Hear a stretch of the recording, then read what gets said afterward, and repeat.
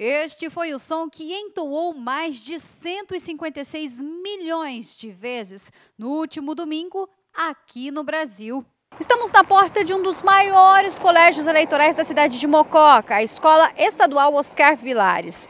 Hoje o cenário é esse, santinhos espalhados por todos os lados e muito trabalho para quem precisa fazer a limpeza. As eleições que aconteceram neste domingo por aqui também foram tranquilas. Olha, foi um dia com muitas pessoas na fila, né? Você percebe como tem muitos candidatos, foi bem, muitas pessoas. Mas assim, na onde era a minha sessão, foi tranquilo, então eu tive mais rapidez aí de fazer aí a escolha do meu candidato, dos meus candidatos. E você está preparada para encarar o segundo turno?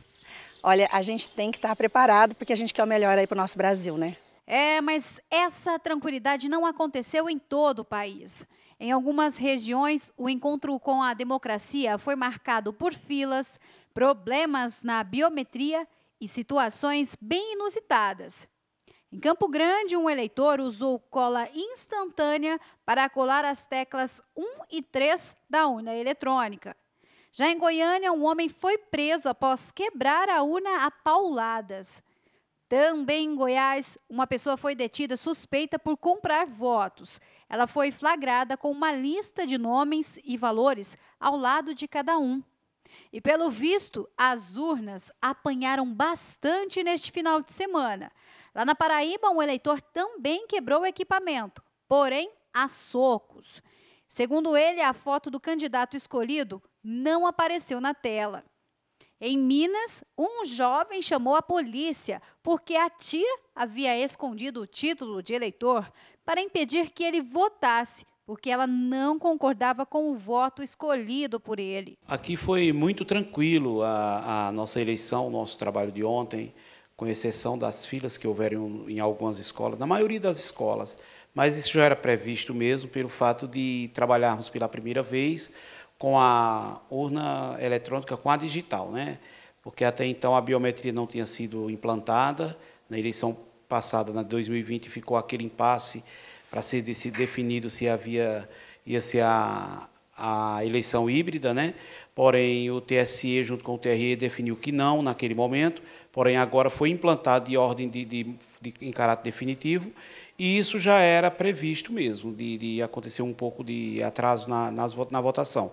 Mas no decorrer do dia, né? Mas a partir das 17 horas estava tudo sob controle, não atrasou nada, com exceção de uma escola que atrasou um pouco a votação, mas quando foi às 17h30, todos já haviam exercido o seu direito de cidadão. Não teve nenhuma ocorrência de problemas com a urna ou o eleitor que desrespeitou? Tivemos uma urna que paralisou, mas não houve transtorno também pelo fato de ter acontecido o problema no início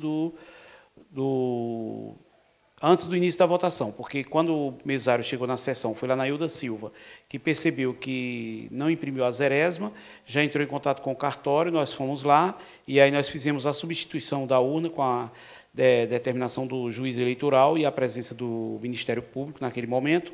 Foi feita a troca da urna, foi impressa a zerésima, que nós achávamos que talvez não saísse, pelo fato de já ter sido impressa uma vez, mas no momento que troca de máquina, então o sistema entende que não houve a votação correta. Aí começou desde o princípio, com a impressão da zerésima. Só essa substituição.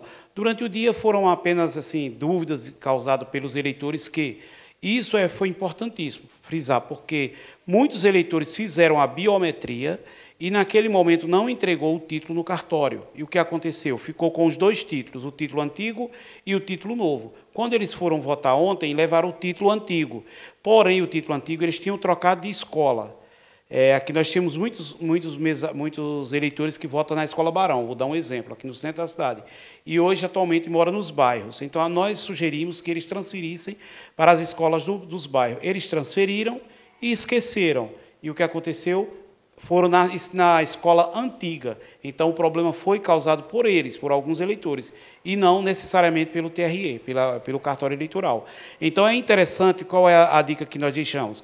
Que o eleitor deve ficar atento para o segundo turno e não levar o título antigo. Já descarta, joga fora e vai com o título novo. Se tiver dúvida, no sábado, onde vota até o sábado, que antecede o pleito, venha ao cartório que nós vamos estar orientando todos os eleitores para não ter esse transtorno no dia do pleito. Não votei no primeiro turno, posso votar no segundo? Normalmente, o primeiro e o segundo turno fica devendo só o primeiro, depois tem 60 dias para justificar. Lembrando que é normalmente assim, que pode votar normal no segundo, porém fica essa pendência que precisa ser sanada. E tem 60 dias para ser regularizado, ou mediante a apresentação de comprovante de atestado médico, se for o caso de saúde, ou viagem, ou por outro motivo qualquer que possa ser justificado, ou se não, no pior das hipóteses, pagar a multa. Este ano, a taxa de abstenção no primeiro turno foi quase de 21% em todo o país. Surpreendeu porque foi o maior percentual desde 1998.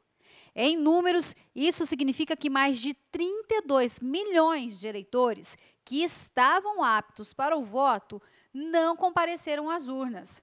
A preocupação é que este resultado seja ainda maior agora, no segundo turno. Olha, a eleição esse ano foi diferente, eu achei que foi mais tranquilo, tinha muita fila, povão mesmo, mas foi uma eleição tranquila, o pessoal estava votando com tranquilidade, não teve assim, alvoroço, estava super tranquilo, eu achei que foi bem tranquila a eleição.